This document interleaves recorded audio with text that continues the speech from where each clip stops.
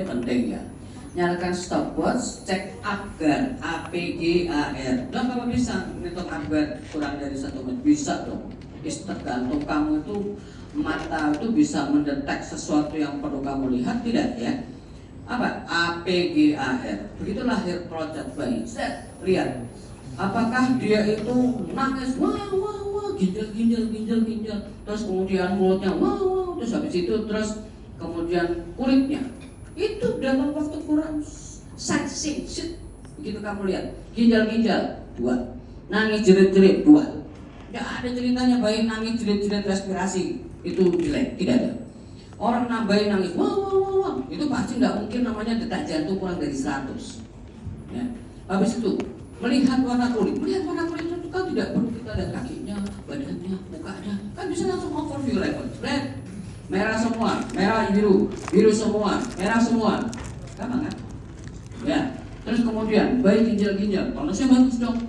Berarti dia juga cuma fleksi doang atau dilepai dulu. Berarti kan? 2, ya. Appearance, A, P, pulse, ya boleh deh kalau kamu nggak terima. Kalau misalnya dia detak jantungnya dia tuh 100 dong, masa lu nggak main dari 1 menit ya. Nah wes, oke. A, P, G, grimace. Coba kamu bersihkan rongga mulutnya dulu, bersihkan dengan kata kasar atau sama itu. Kalau dia meringis atau dia no respon atau dia memang sampai batuk-batuk, mesu-mesu, ya berarti 2 dong. Ya, A, B, G. A, activity. Ya, bayi lahir yang normal itu seperti petinju, fleksi. Nah, kan gitu ya. Tapi kalau misalnya dia bayinya males. Bukan nih, namanya hipotonus tuh kayak begitu ya. Jadi bayi itu semua pasti high tone. Set. Karena disesuai dengan intrauterinnya. Kalau intrauterinnya dia memang letak punggung atau letak lintang atau letak kepala, itu semua nanti bayi itu pasti akan mengadaptasi pada saat dia lahir. Dia posisinya dia mirip kayak di dalam intrauterinnya. 9 bulan dia ketok-ketok begitu, dia lahirnya juga sama lah, gitu tuh ya. Oke, habis itu baru respirasi, ya APGAR, respirasi namanya orang nangis. Wah, orang menangis tuh pasti inspirasi dalam, ekspirasi maksimal. Gak percaya? Ya, kalau kamu mau menangis kan kamu harus inspirasi dulu. Wah, kan gitu toh. Masa kamu ekspirasi dulu kan enggak? Gak bisa kan ya? Kamu harus high inspiration, baru kemudian kayak gitu kan ya. Jadi kalau namanya orang itu nangis wak ya sudah lah, itu AS 89, nggak usah dipikir-pikir ya. Tetapi sebenarnya yang perlu saya tekankan di sini adalah itu bisa kita tentukan kurang dari 1 menit. Bisa banget ya. 1 menit itu 60 detik. Saya suka mainan game, melihat itu nunda namanya aplikasi itu 23 detik aja rasanya lama banget ya gitu loh ya. Jadi apalagi 60 menit itu banyak yang bisa kita lihat. Nah ya, APGAR, habis itu cek prematur. Gimana dong tentuin prematur kan? Kita nggak perlu langsung Apgar Dubowitz kelamaan. Apa yang kita lihat? 1, telapak. Ya, kalau namanya telapak ini garis-garisnya itu kurang dari, istilahnya itu kurang dari 1/3 anterior, berarti anak ini kemungkinan preterm. 2, kuping. Ya, kuping. Yang ketiga, kita lihat papilla mamenya, is defined or not defined. Lihat jaringannya seberapa. Kita nggak perlu lihat jaringannya. Yang terakhir lihat apa? Kelaminnya. Kalau namanya perempuan, labia mayor tidak menutup labia minor, terbuka dompetnya, berarti itu masih prematur.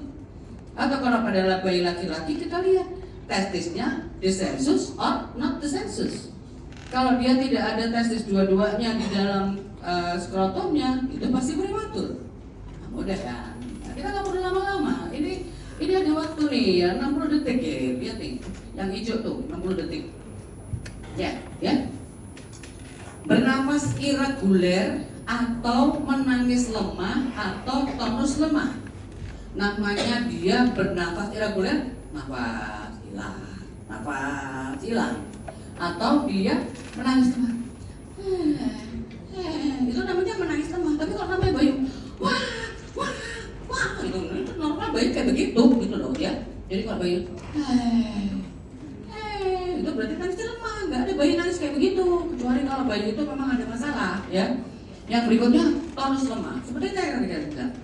Namanya bayi itu seperti orang petinju tadi itu ya. Jadi kalau dia fleksi, letoy, lemas, itu bukan seorang bayi yang normal. Ada itu tidak. Kalau ada, langkah awal. Kalau tidak ada, silahkan dibersihkan, rawat gabung. Oke? Jadi yang pertama, hangatkan kuyo deken nanti sore infan warmer. Rek gandu infan warmer, sentolok boleh, lampu sorot apa aja boleh, ya. AC-nya dipateni, ya. Terus habis itu posisikan kepala, bersihkan jalan nafas jika perlu. Sekarang kita tidak boleh langsung ngobrol-ngobrol jalan nafas, kecuali bayi ini ada mekonium. Mekonium jelas dong, kelihatan kok. Kalau misalnya ada riwayat kelahiran kan pasti kita ada tahu. Nah ini ketubannya apa? Ya, bersihkan, posisikan, keringkan, stimulasi. Stimulasi itu adalah rasa taktil. Misalnya seperti ini.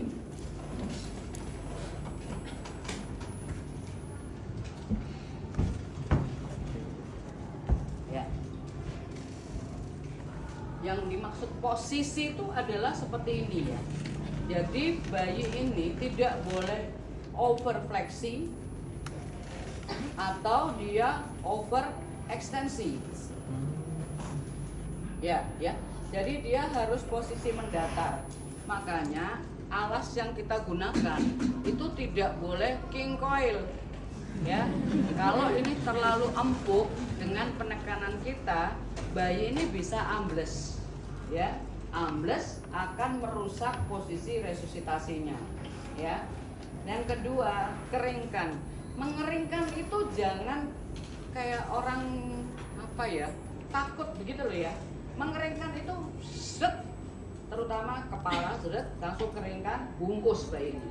Bahkan pada bayi yang prematur itu kita tidak boleh mengeringkan, cuman yang penting kepalanya langsung dikasih topi, ya.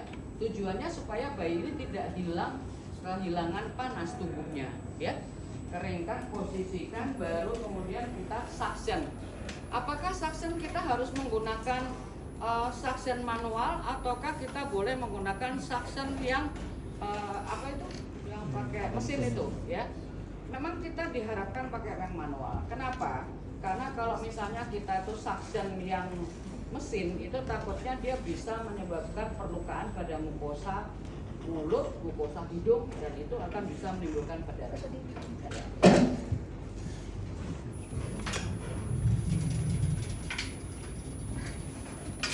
Sekarang suction itu memang nggak terlalu disarankan untuk dilakukan, ya, kecuali ya itu tadi ada mekonium. Dan kalau misalnya pun ada mekonium, itu kita jangan nyedot pakai ini. Ambil kasa, bulatkan tangan, buka mulut, ambil materi mekonium sebanyak kita bisa, ya. Baru detailnya nanti kita bersihkan dengan ini. Tetapi ingat, kita ada alokasi waktu cuma 60 detik. Ini yang benar-benar harus kamu ingat ya. Makanya nyalakan stopwatch. Nah, bersihkan. Setelah kita bersihkan, kita lihat bagaimana hasil dari pekerjaan kita. Nilai usaha nafas, laju detak jantung, itu salah nulisnya. Laju detak jantung, pasang monitor SpO2 kalau ada, ya. Oke. Sekarang kita lihat, kalau anak ini ternyata dari usaha nafasnya apnum atau megap-megap dengan DJ-nya dia kurang dari 100, langsung PTP, ya. Langsung PTP, monitor, pasang EKG jika ada. Jadi kalau dia apnum, megap-megap, DJ kurang dari 100, langsung PTP, monitor, dan kita evaluasi lagi. Kalau DJ-nya dia sudah lebih dari 100, itu kita tetap PTP, tidak perlu kita lakukan PJ ya. Tapi kalau misalnya dia itu DJ-nya dia itu masih kurang dari 100, itu kita mesti ngecek ya, apakah ada koreksi BRIPTA. BRIPTA itu terdiri dari apa tadi itu loh, cek sungkuh, preposisi, kepala, hisap lendir, buka mulut ya. Kalau itu memang tetap, kita harus lakukan kompresi dada. Saya tunjukin ya caranya ya. Nah, nanti kita baru sampai sini ya. Jadi setelah ini kita, tadi saya belum lupa ngasih tahu gimana caranya kita rangsang taktil. Jadi kan keringkan, posisikan, bungkus-bungkus, baru kita merangsang taktil ya. Rangsang taktil itu nggak boleh berulang-ulang, hanya cukup 1 kali 2 kali. Apa yang kita kerjakan? Kalau zaman dulu kan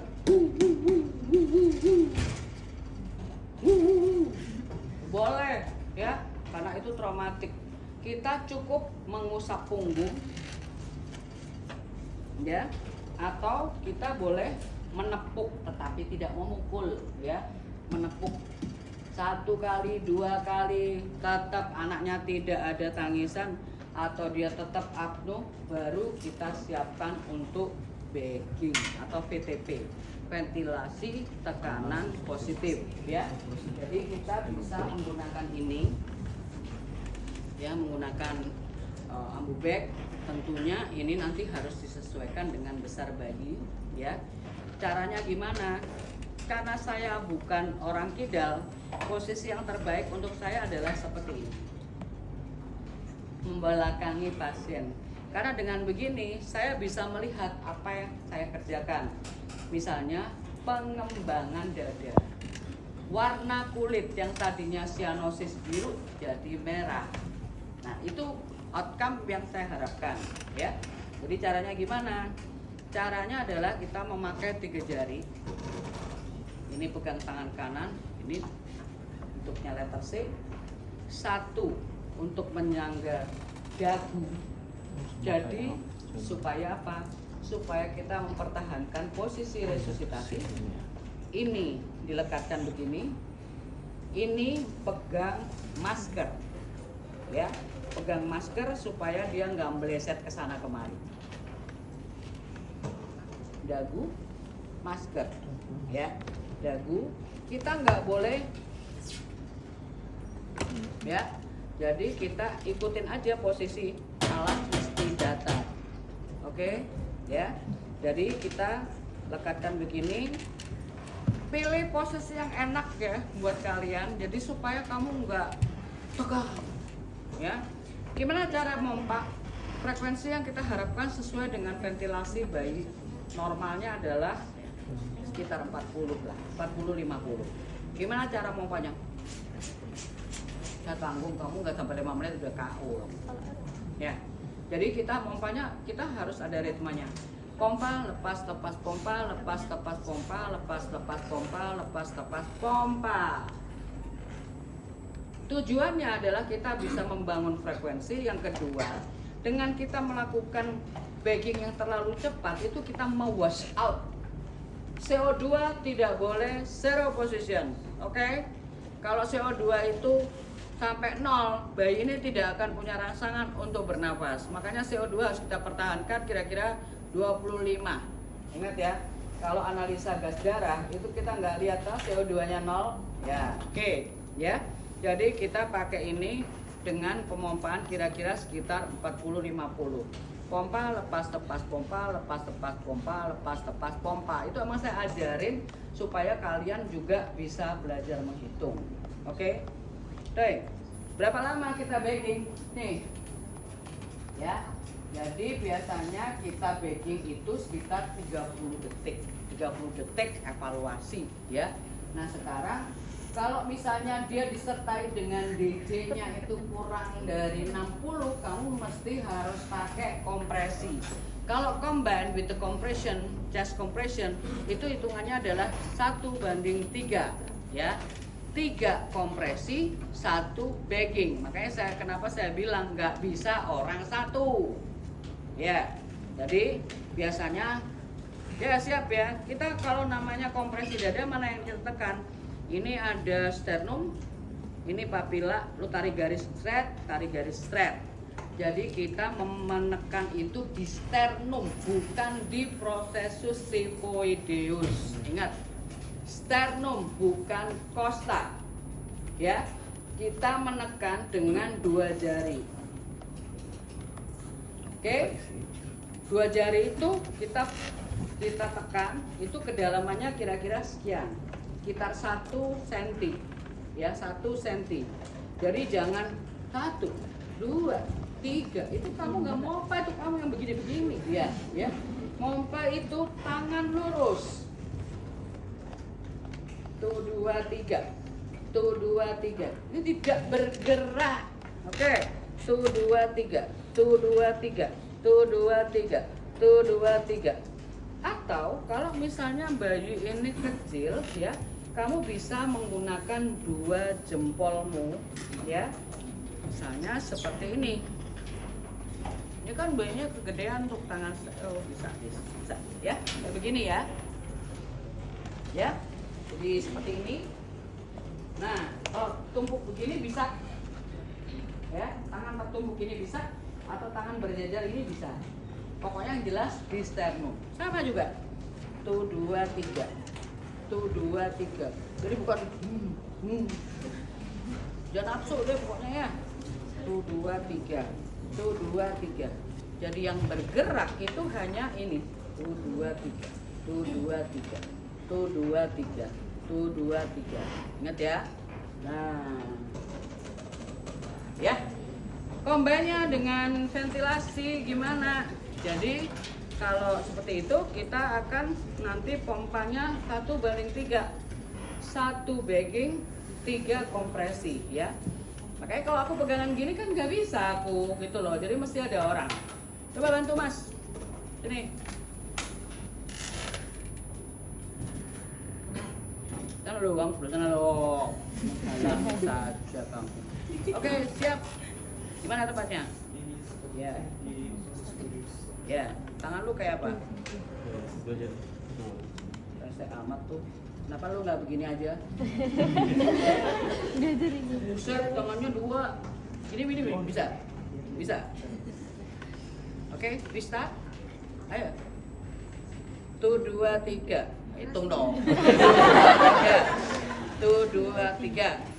1, 2, 3. 1, 2, 3. Gitu loh. Ya, oke ya. Jadi mesti koordinasi. Jangan lu begini, aku begini. Ya, gitu ya. Kenapa? Karena kita tidak boleh kita menekan dan kita membacking. Itu tidak boleh. Tabrakan. Oke, silakan duduk ya. Jadi caranya seperti itu. Makanya saya tunjukin. Ini satu case aja kita butuh 2 orang ya. Belum lagi nanti kita harus nyiapin obat, adrenalin dan yang lain-lain. Itu kita nggak bisa nih kaki saya ke sana, kaki saya ke sana, nggak bisa ya. Jadi harus banyak orang. Oke? Terus PTP kompresi dada sudah terpasang atau belum terpasang intubasi ya. Jadi memang kalau misalnya kita udah bagging 30 menit, 30 detik, ternyata bayi ini tetap jelek, tetap apnu, memang ada cara lain yang lebih efektif, itu adalah dengan kita mengintubasi. Karena kalau intubasi, itu kita langsung on-site, oksigen itu masuk langsung ke paru-paru, tidak force root. Kalau pakai ini, sekian persen tuh dia masih masuk di lambung. Ya. Makanya saya lupa tadi jelasin di awal, sebenarnya sebelum kita melakukan bagging atau ditindakan praresusitasi, itu kita harusnya pasang apa? Pasang NGT. Tujuannya adalah untuk kalau resusitasi lebih dari 20 menit memang harus terpasang NGT. Cuma siapa sih yang bisa menentukan ini nanti resusitasi bahkan berlaku 10 menit, 5 menit, 1 hari, 1 tahun? Nggak tahu. Jadi daripada nanti huru hara baru kita repot pasang NGT, apa enggak sebaiknya kita pasang NGT dulu? Caranya gampang. Nih, panjang begini. saya masukin dari mana ke mana, dari sini sampai ke sini kan, tergantung bayinya. Cara ngukurnya gimana? Cara ngukurnya adalah ini adalah titik glabella. Ini kita tipnya di sini, ya. Terus kemudian ini kita tarik sampai ke ujung telinga. Tandain, ya. Dari sini kita tarik garis tadi itu pertengahan antara sternum sama papilla.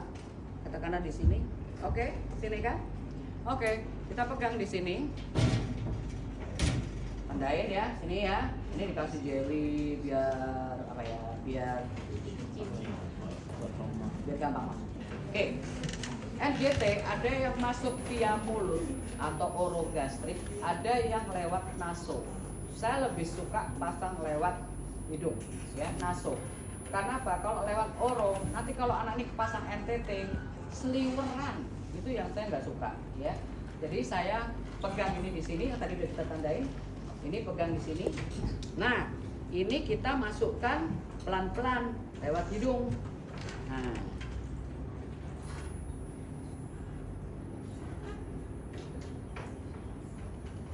sampai sebatas tangan kita tadi, ya. Karena udah masuk nih, udah. Terus kemudian ini kita jangan langsung diplester. Ini tarik begini. Terus ini di iniin, oke? Stetoskop jangan lupa. Stetoskop itu kalau bisa selalu nyentel di kuping deh. Ini taruh di gaster piston.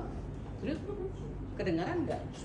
Kalau kedengaran berarti it's okay, itu masuk ke lambung, ya. Kalau udah seperti itu, ini plaster jadi supaya nggak ketarik-tarik. Dan ini dilepas padnya dan ini dibuka, jangan ditutup. Dibuka, kamu kasih bengkok kayak atau kasih kantong lah biar nggak kececeran, ya.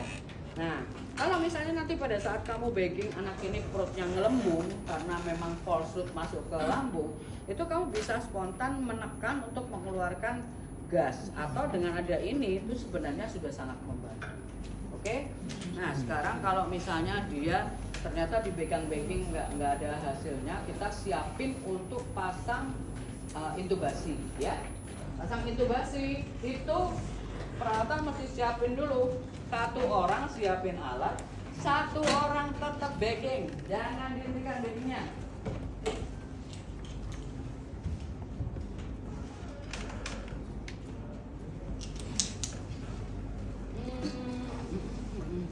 Masih ada nggak punya stilet?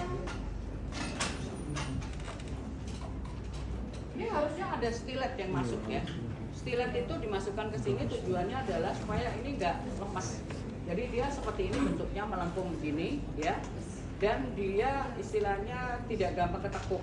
Stilet itu tidak boleh lebih dari ujung ini, karena nantinya nyogrok, ya. Nah, kalau kita udah janjian sama teman, gimana, udah siap belum? Ya sudah, oke. Pegang ini di tangan kiri, pegang ETT di tangan kanan. Itu buat orang yang nggak kidal. Kalau kidal sebaliknya, ya. Oke, siap. Megang laringoskop itu seperti ini, ya. Jadi jangan di ujung. Megangnya di pangkal begini, dan megangnya jangan begini, karena ini cukup berat, ya. Nah, nanti jatuh lagi kalau kamu pegangnya gitu. Pegang mantap begini, ya. Oke. 1, 2, 3. Oke, siap ya. Udah bagging. Oksigennya selesai, udah cukup mencukupi. Buat kita ini nggak boleh lebih dari 1 menit. Ya. Masukkan tegak lurus. Straight. Masuk lurus. Ya. Ini masukkan dengan posisi begini. Ya. Setelah ini masuk, tanganmu lepas, kamu dorong ini. Jadi itu untuk memprofiling namanya plika vokalis, ya. Jadi laringoskop itu dia cuma boleh bergerak gini, geser kanan, geser kiri, tapi nggak boleh begini. Ya. Jadi dia masuk, kalau kedalaman lu tarik lagi sedikit, Kalau udah cukup pas, kurang ke kanan ke kiri, kamu bisa geser kanan, geser kiri. Baru kemudian setelah dia oke, posisinya oke, kamu coba masukkan ini. Kalau ini udah masuk begini, ini ditarik keluar. Oke, ya. Tutup. Kali lagi dengerin dulu, ya. Dengerin dulu, ini connecting dengan ini. Ini lepas. Oke, ya. Connecting. Baru kemudian nanti kamu dengerin kanan, kiri, kanan, kiri. Sama enggak suaranya? Kalau udah sama, berarti ini sudah betul posisinya. Memang nanti harus dikontrol dengan radiologi. Ya. Jadi memang ETT tidak boleh masuk ke bronkus kanan atau bronkus kiri. Dia hanya di sepertiga distal trakea. Ya. Jadi itu supaya memasukkan udaranya dua ke kanan kirinya juga bisa simetris. Nah setelah oke begini baru diplester ya, diplester supaya dia nggak ketarik-tarik lagi ya. Nah terus kalau kedalaman gimana? Cabut semua? Jangan, sayang. Cabut 1 mili, tarik 1 mili, dengerin lagi suaranya kanan kiri, udah sama, baru kita fiksasi. Oke? Gitu ya. Jadi nanti kalau udah kayak begini untuk PJ saya udah nggak perlu bantuan orang. Tuh 2 3, tuh 2 3, tuh 2 3. Gampang kan? Nah, ya. Jadi tangan kita udah ya. Tuh 2 3, tuh 2 3, kayak gitu ya. Oke? Nah, sekarang kita dengerin lagi dong hasil kita gimana dengan kompresi dada, DJ-nya gimana? Kalau DJ-nya udah di atas 100, alhamdulillah. Kalau DJ-nya di bawah 100, kita udah begini-begini. Kasih dong, siapin adrenalin. Adrenalin masuknya lewat vena umbilicalis. Jadi satu orang membantu memasang infus via vena umbilicalis. Masukkan adrenalin di sana dengan intravena. Adrenalin sebenarnya bisa juga masuk dengan ETT. Jadi disemprotkan di dalam ETT itu sama penyerapannya dengan intravena. Ya. Jadi dalam posisi darurat di mana masang infus susah, adrenalin bisa kita masukkan lewat ETT. Oke? Next. Oke, kalau semuanya udah kembali normal, tetap kompresinya boleh di stop, tapi PTP-nya tetap harus berjalan. PTP itu baru nanti kita lihat evaluasi istilahnya sekian menit semua baik, baru kita stop PTP-nya. Anak ini terpasang masker 5 liter, kirim ke NICU. Karena yang kita lakukan ini adalah basic life support. Kita nggak ngutek-ngutek etiologi. Ini anak kenapa nggak napas, apa emang ada RDS atau ada yang lain, kita nggak tahu. Kita cuma bantu dia di awal aja, masalah nanti di sana penyebabnya mau pneumonia dan kawan-kawan, ya itu urusan dokter yang udah di sana. Oke, jelas ya. Jadi, tapi kalau misalnya anak ini rawat gabung semuanya bagus, sekali lagi kita perlu juga melakukan evaluasi. Jadi jangan lu di atas bilang ini tidak ada rawat gabung, monitor segala macam, kamu langsung bilang ibu alhamdulillah semuanya baik, anak ibu sehat walafiat. Jangan pernah bilang gitu, lu lihat dulu tuh rentetannya ya, karena setelah dia dinyatakan baik kita tetap harus evaluasi. Ingat 60 detik 60 detik. Kalau misalnya dia tiba-tiba ada cyanosis tanpa distres napas, cek lagi SpO2 nya tercapai tidak. Kalau SpO2-nya tidak tercapai, kamu berarti mesti harus mencari istilahnya CPAP untuk continuous pressure airway, ya. Oke. Teret. Nah nih alat. Ini tadi aku bilang kan,